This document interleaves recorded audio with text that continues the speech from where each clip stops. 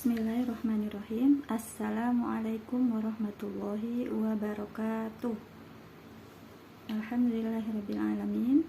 Wassalatu wassalamu ala rasulillah wa ala alihi wa sahbihi wa man walah. Wala hawla wala quwata illa billah, amma ba'd. Ya. Alhamdulillah, segala puji bagi Allah yang selalu memberikan kita kesempatan untuk belajar, ya anak-anak. Juga sholawat serta salam kita limpahkan kepada Nabi kita Muhammad Sallallahu Alaihi Wasallam beserta para sahabatnya, ya. Semoga kita termasuk ke dalam umatnya yang diridhoi oleh Allah Subhanahu Wa Taala. Ya, bagaimana kabarnya anak-anakku hari ini? Ya, semoga selalu dalam lindungan Allah dan masih tetap selalu semangat ya untuk belajar ya. Ya.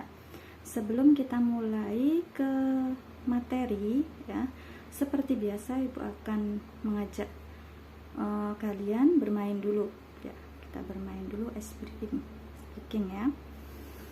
Sekarang kalian konsentrasi, ikuti ucapan dan gerakan yang Ibu peragakan ya.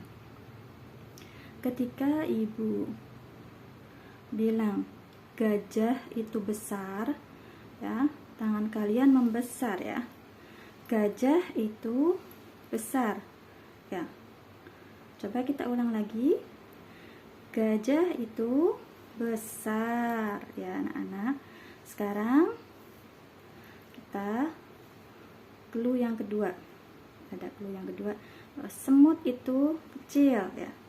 Ketika Ibu bilang semut itu kecil ya, kalian boleh memperagakannya di rumah sambil berdiri atau duduk di tempat juga nggak apa-apa ya.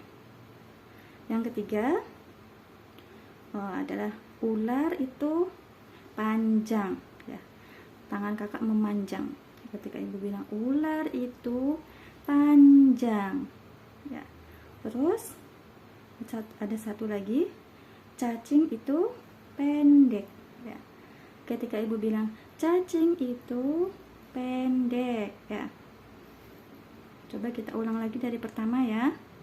Gajah itu besar, semut itu kecil, ular itu panjang, dan cacing itu pendek ya. Kalian sudah hafal? Sekarang Ibu akan coba pertanyaannya dibalik ya, jawabannya kalian dibalik ya.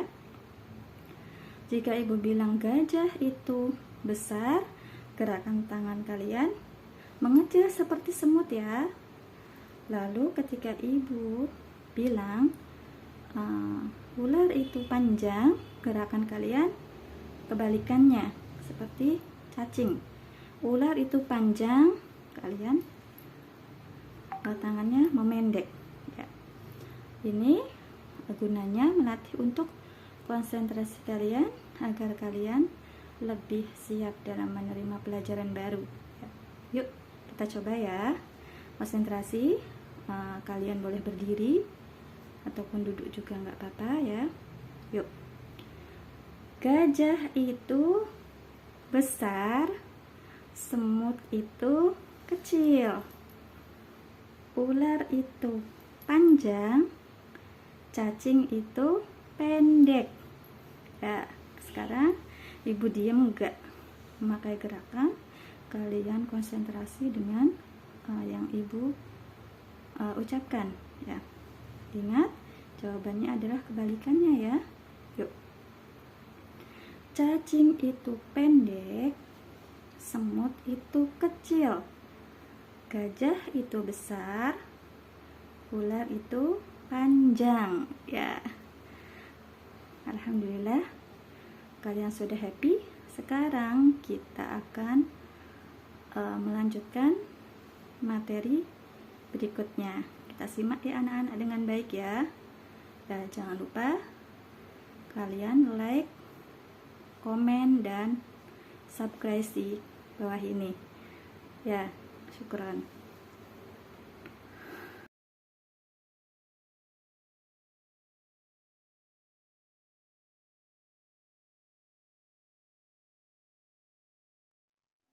Nah, jangan lupa sebelum belajar kita baca doa dulu ya anak-anak ya. Yuk, kita baca bersama-sama. Rabbi zidni ilman nafi'an warzuqni fahman wasi'an.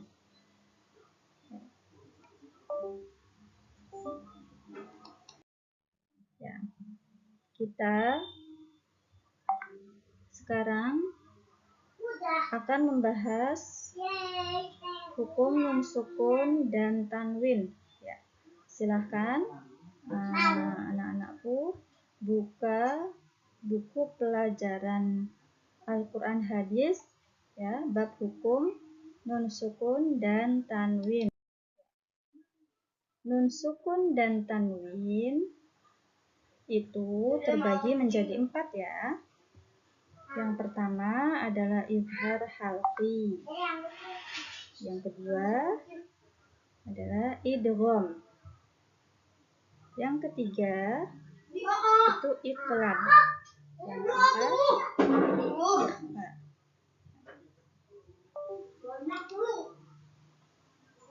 Ya. Kita akan masuk ke pelajaran yang pertama dulu ya, yaitu izhar halqi. Kita akan membahas tentang izhar halqi. Hukum nun sukun atau tanwin bertemu dengan salah satu huruf di bawah ini ya. Nih, hamzah, ha, kha, ain, ghin, dan ha. Ya. Jika ada nun sukun atau tanwin bertemu dengan huruf salah satu ini, dibacanya jelas ya. Ya, ada contohnya ini. Ini contoh yang pertama. Ada kasrotain bertemu dengan hamzah ya. Cara membacanya adalah jelas. Ibu bacakan ya. Hasidin idza hasad. Ya. Hasidin jelas ya. Hasidin idza hasad. Ya. Contoh yang kedua. Perhatikan, ini ada domatain bertemu dengan huruf H. H coba ada nggak di sini? Kita cari H ada ya. Berarti dibacanya jelas. Coba dengarkan yang ibu contohkan ya. Alimun hakim. Alimun hakim. Jadi di sininya jelas ya, bukan alimun, tapi alimun hakim. Ya. Terus contoh yang ketiga itu adalah fathatain, lihat yang ibu lingkarin bertemu dengan hamzah. Dibacanya masih sama ya, jelas ya, karena ada huruf di sini ada hamzah. Toiron ababil. Ya. Toiron ababil. Nah, sekarang contoh yang keempat. Contoh yang keempat adalah nun sukun bertemu dengan hamzah. Ya. Jelas dibacanya ya Kak, ingat ya. Man a'to. Man a'to. Ya. Jadi, ketika ingat-ingat ya, ada nun sukun atau tanwin bertemu dengan huruf-huruf yang tadi itu dibaca jelas. Sekarang ke yang kedua, idgham ya. Idgham terbagi menjadi 2 ya. Yang pertama adalah idgham bila gunnah. Idgham bila gunnah terjadi apabila nun sukun atau tanwin bertemu dengan salah satu huruf lam atau ro ya. Ada contohnya di bawah ini. Perhatikan, ini ada nun sukun bertemu dengan ro. Ya. Dibacanya masuk melebur ya. Mirrabbikum, mirrabbikum. Ya. Terus contoh yang kedua, ada nun sukun bertemu dengan lam. Ya. Bacanya masuk ya, malam, malam. Ya. Sekarang yang kedua, idgham bi gunnah. Ya. Idgham bi gunnah terjadi apabila ada nun sukun atau tanwin bertemu dengan salah satu huruf ya, mim, nun, dan waw. Ya. Contoh membacanya, ini ada kasrotain bertemu dengan mim. Kita cari di sini mim ada enggak? Ya, ada mim nomor 2 ya. Dibacanya masuk diidghamkan saya. Halafim mahin. Halafim mahin. Ya. Terus yang kedua, Ibu ambil contohnya ada nun sukun bertemu dengan ya. Kita contohkan, Ibu bacakan, kakak dengarkan. Lihat ini ada nun sukun bertemu dengan ya. Kita cari ya di sini ada enggak? Ya ada ya. Ya nomor 1. Berarti ini idgham bi gunnah. Wa may ya'mal. Ya seperti itu. Wa may ya'mal. Terus contoh yang ketiga ada fathatain bertemu dengan waw. Ya ini waw ya. Dicontohkan, dibacanya masuk, diidghamkan. Ahya'aw wa amwata.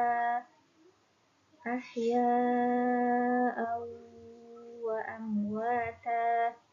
Ya, ini contoh yang keempat. Contoh yang keempat adalah domatain bertemu dengan ya. Ya.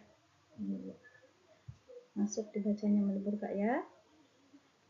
Wailun yawma idin. Wailun yawma idin. Ya. Sekarang kita ke yang ketiga. Yang ketiga adalah iqlab ya.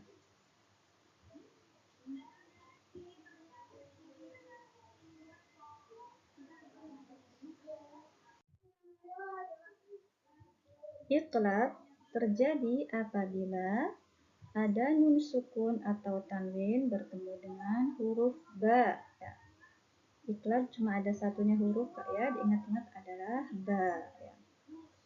Contohnya, ini ada kasrotain, nah Ibu lingkarin, perhatikan.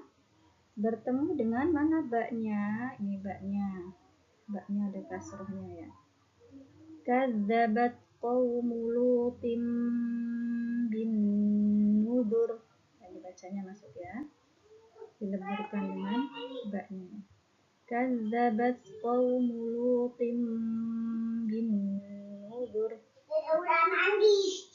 Terus contoh yang kedua ada nun sukun bertemu dengan ba. Ambil yang nun sukunnya ya. Perhatikan contohnya Ibu bacakan. Min ba'di. Min ba'di. Ya. Sama Kak ya, dengan huruf-huruf yang lainnya di hukum nun sukun atau tanwin itu, jika bertemu dengan ba itu adalah iqlab.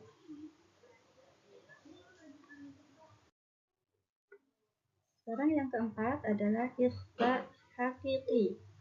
Ya. Ikhfa hakiki terjadi apabila nun sukun atau tanwin bertemu salah satu huruf di bawah ini. Kita hitung ada berapa hurufnya ya. 1, 2, 3, 4, 5, 6, 7, 8, 9, 10, 11, 12, 13, 14, 15. Huruf ikhfa ini yang paling banyak ya Kak ya. Cara membacanya itu disamakan dengan gunnah. Ya. Perhatikan, lihat contohnya. Ada nun sukun bertemu dengan kaf. Ya. Ini ada dua ya. Di contoh yang kedua ada nun sukun yang kedua juga bertemu dengan ta. Coba kita cari kaf di sini ada enggak ya? Ya, kaf ada yang nomor 15 ya. Ta ada nomor 1, berarti ini adalah nun sukun bertemu dengan huruf ikhfa ya. Ibu bacakan contohnya ya, perhatikan. In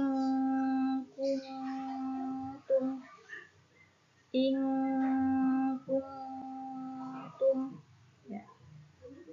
Terus contoh yang kedua, ini ada domatain bertemu dengan kaf ya. Kaf. Cara membacanya sama, disamarkan dengan gunnah. La volumun kaffar. La volumun kaffar. Terus ada contoh yang ketiga. Perhatikan ini ada kasrotain bertemu dengan zai. Zai ada enggak di sini ya? Ya. Ada ternyata, berarti ini huruf ikhfa ya Kak ya. Perhatikan cara membacanya. Yauma idzin zurqa. Yauma idzin zurqa. Terus contoh yang keempat ada kasrotain bertemu dengan fa ya. Fa, ini fa, berarti fa termasuk huruf ikhfa. Ya. Cara membacanya, perhatikan. Bitalitin faqalu.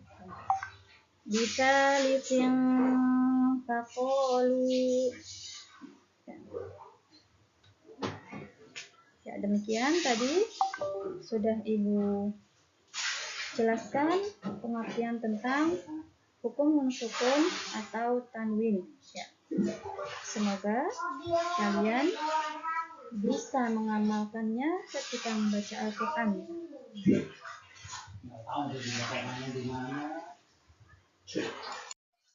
Ya. Sekian dan terima kasih. Jangan lupa diamalkan ya anak-anak ya. Assalamualaikum warahmatullahi wabarakatuh.